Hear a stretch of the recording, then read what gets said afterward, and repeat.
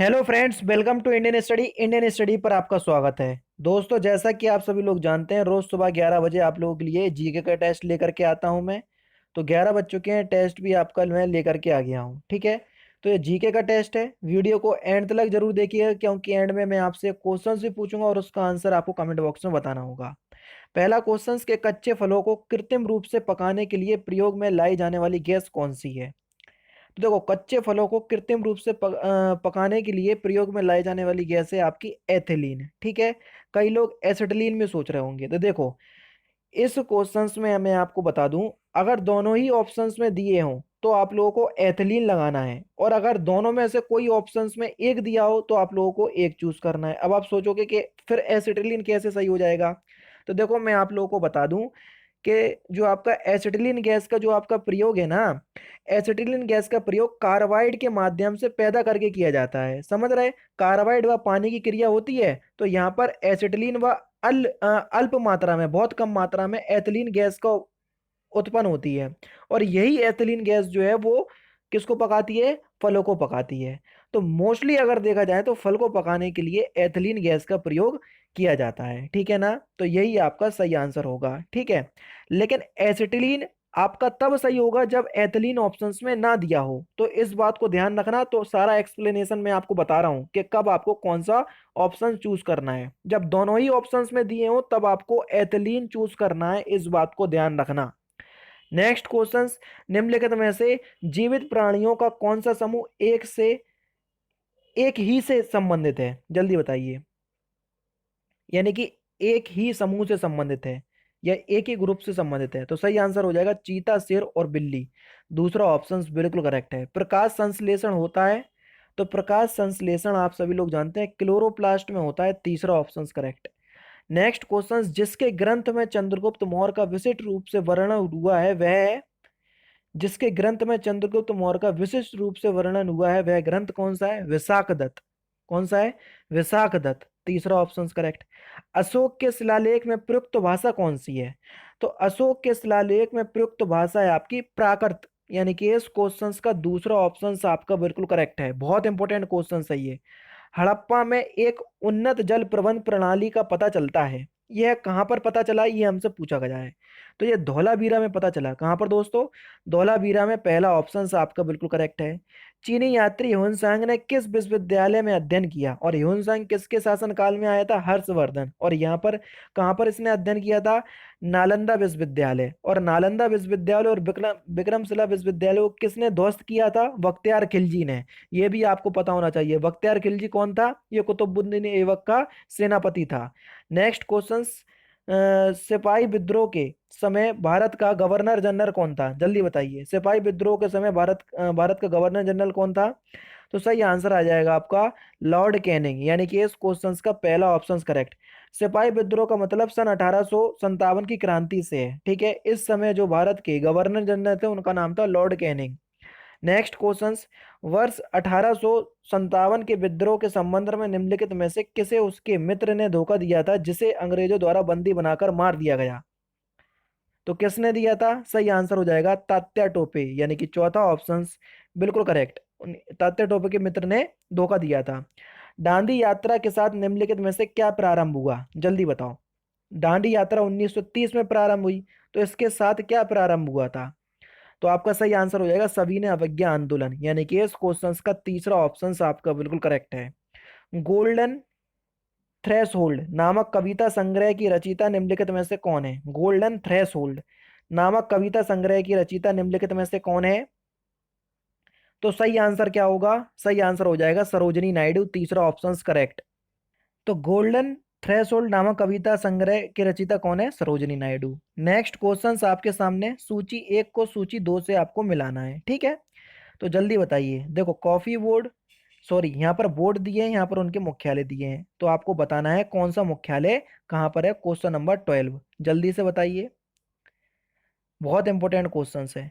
तो देखो, coffee board का मुख्यालय तो आपका बेंगलुरु में है। ये आपका बिल्कुल करेक्ट हो जाएगा। कौन सा? ये आपका बिल्कुल करेक्ट है। रबड़ बोर्ड का मुख्यालय आपका कहाँ पर है? ये है आपका कहाँ पर? कोलकाता में। कहाँ, सॉरी, रबड़ बोर्ड का कोट्टायम में होगा। कोट्टायम में। कहाँ पर? कोट्टायम में। तो रबर बोर्ड का है आपका कोट्टायम में। ठीक है, उसके बाद हो गया आपका चाय बोर्ड। तो चाय बोर्ड का आपको देखने को मिलेगा कोलकाता में। कहाँ पर? कोलकाता में। और तंबाकू का बोर्ड का देखने को मिलेगा आपको गुंटूर में। यानी कि फिलहाल देखा जाए तो पहले का है आपका पहला, दूसरे का आपका कहाँ पर है? रबर बोर्ड का कोट्टायम में। यानी कि 1 3 4 2। तो 1 3 4 2 कौन से ऑप्शंस में दिया देख लो। 1 3 4 2 दूसरे ऑप्शंस में दिया, दूसरा ऑप्शंस बिल्कुल करेक्ट है। नेक्स्ट क्वेश्चन, निम्नलिखित में से किस एक में राष्ट्रीय उद्यानों की संख्या अधिकतम है? कहाँ पर राष्ट्रीय उद्यानों की संख्या सबसे ज्यादा है? तो अंडमान निकोबार द्वीप समूह में। पहला option correct. Most important question है, इसको ध्यान रखिएगा। संविधान संशोधन, वो भी 98वां संविधान संशोधन अधिनियम किससे संबंधित है? जल्दी बताइए, ये किससे संबंधित है?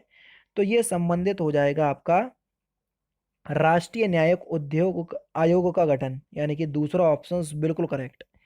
नेक्स्ट क्वेश्चन आपके सामने देख लीजिए दोस्तों। ये कथनों पर विचार करना है आपका। देखो, अनुच्छेद 301 संपत्ति के अधिकार से संबंधित है, ये पहला कथन है। दूसरा कथन है आपका कि संपत्ति का अधिकार एक विधिक अधिकार है, किंतु यह मूल अधिकार नहीं है, ये दूसरा कथन है।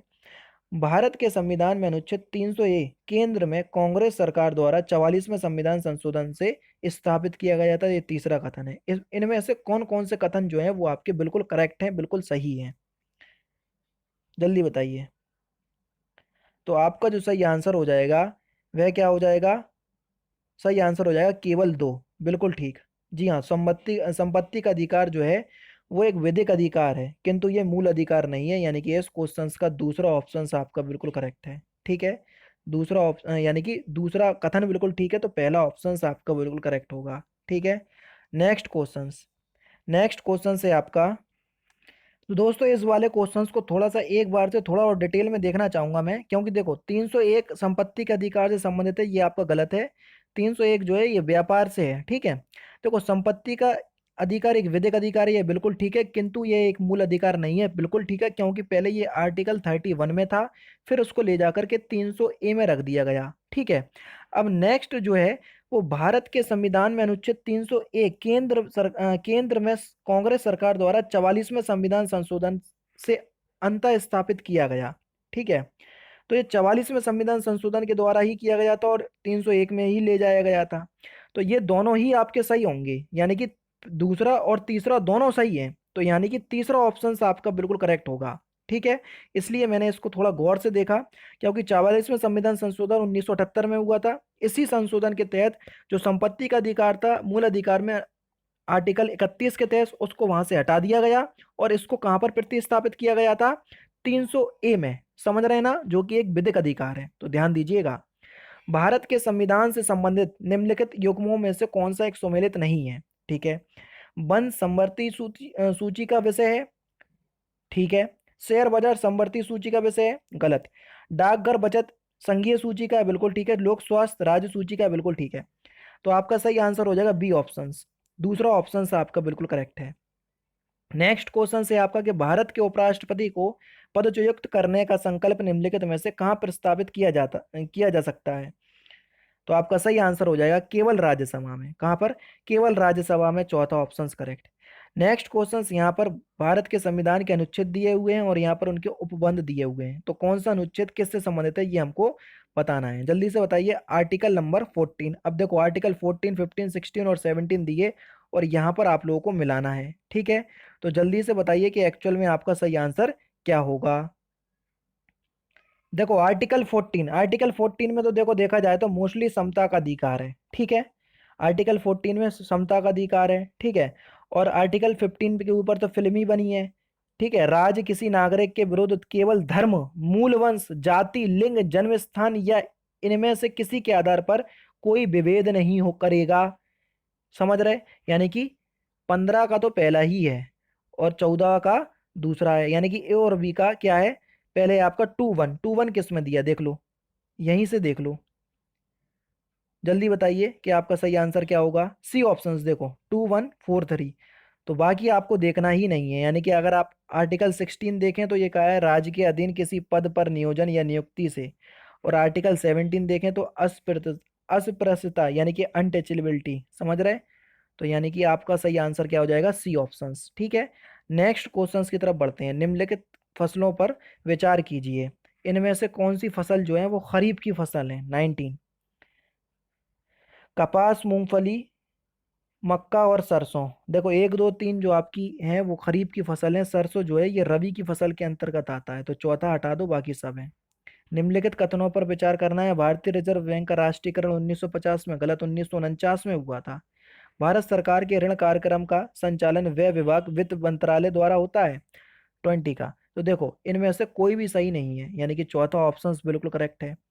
Netaji Subhash Chandra Bose institute of sorry Netaji Subhash Chandra board institute of sport कहाँ पर स्थित है। तो ये आपका पटियाला में स्थित है, दूसरा ऑप्शन करेक्ट। नेशनल पुलिस अकादमी स्थित है कहाँ पर, तो ये आपकी स्थित है हैदराबाद में, पहला ही option correct. Next question, radar का मुख्य रूप से प्रयोग कहाँ पर किया जाता है या किस लिए किया जाता है। तो रडार का प्रयोग जो है रेडियो तरंगों द्वारा वस्तुओं की उपस्थिति और स्थिति ज्ञात करने के लिए किया जाता है। देख लीजिए, खनिज और प्राप्ति स्थान दिया, यूरेनियम आपको कहाँ देखने को मिलेगा, कौन सा सम्मिलित नहीं है वो आपको दिया है। देखो यूरोमियन झारखंड में बिल्कुल ठीक है, मोनोजाइट केरल में बिल्कुल ठीक है, लिग्नाइट तमिलनाडु में बिल्कुल ठीक है, पेट्रोलियम आपका झारखंड में। तो आपका चौथा ऑप्शन करेक्ट हो जाएगा। ठीक है, पेट्रोलियम आपको झारखंड में देखने को नहीं मिलेगा। पहला कंप्यूटर किसने बनाया था, जल्दी बताइए। तो पहला कंप्यूटर आप सभी लोग जानते हैं कि कंप्यूटर के पिता कौन है, चार्ल्स बेबेज, बिल्कुल ठीक है। ठीक है, तीसरा ऑप्शन बिल्कुल करेक्ट है। इनके साथ वॉन न्यूमैन थे जिन्होंने भागीदारी दी थी कंप्यूटर बनाने में। कृषि में खाद के रूप में तथा बीजों को सुरक्षित रखने के लिए फफूंदी मार के तौर पर उपयोग किया जाता है किसका, तो किसका उपयोग किया जाता है, जस्ता एवं मैग्नीज युक्त रसायन का, पहला ऑप्शन करेक्ट। कौन सा युग्म सुमेलित नहीं है, जल्दी बताइए। महान हिमालयी राष्ट्रीय उद्यान मनाली में है, तो ये तो आपका बिल्कुल करेक्ट हो जाएगा। राजा जी नेशनल पार्क देहरादून में है, ये भी आपका बिल्कुल करेक्ट है। केवलादेव राष्ट्रीय पार्क ये आपका कहाँ पर है, भरतपुर में, ये भी ठीक है। वन विहार राष्ट्रीय उद्यान जबलपुर, ये गलत है, चौथा ऑप्शन आपका बिल्कुल करेक्ट। डीडीडी की खोज आपकी 1939 में किसने की थी, तो ये किसने की थी, पॉल म्यूलर ने की थी, पहला ही ऑप्शन आपका बिल्कुल करेक्ट। नेक्स्ट क्वेश्चन, नाइट्रेट प्रदूषण वाली रासायनिक खाद भूमिगत जल को प्रदूषित कर देती है। नाइट्रेट की मात्रा जब 25 ml प्रति लीटर से अधिक हो जाती है तो इससे उत्पन्न होने वाला रोग कौन सा है, तो कौन सा रोग उत्पन्न होता है इससे, मेट हीमोग्लोबिनिया रोग उत्पन्न होता है, यानी कि दूसरा ऑप्शन बिल्कुल करेक्ट। वायु प्रदूषक वर्षा के साथ मिलकर बनाते हैं क्या, तो वायु प्रदूषक वर्षा के साथ मिलकर अधिक अम्लता बनाते हैं, पहला ऑप्शन बिल्कुल करेक्ट। जीएसटी के निम्न में तीन प्रकार कौन कौन कौन से हैं, जल्दी बताओ। तो देखो कौन कौन से थे, CGST, IGST, SGST। तो सही आंसर क्या हो जाएगा, पहला ही ऑप्शन बिल्कुल करेक्ट। मैंने कैसे याद किए, अल्फाबेटिक, पहले C आता उसके बाद I फिर S, तो इस तरीके से मैंने याद किए, तो पहला ऑप्शन करेक्ट। पीरियोडिक टेबल में निम्नलिखित में से किसने प्रतिपादित की थी, जल्दी बताइए। पीरियोडिक टेबल जो है वो आपकी आवर्त सारणी वो किसने बनाई थी, तो सही आंसर हो जाएगा मेंडलीफ, तीसरा ऑप्शन बिल्कुल करेक्ट।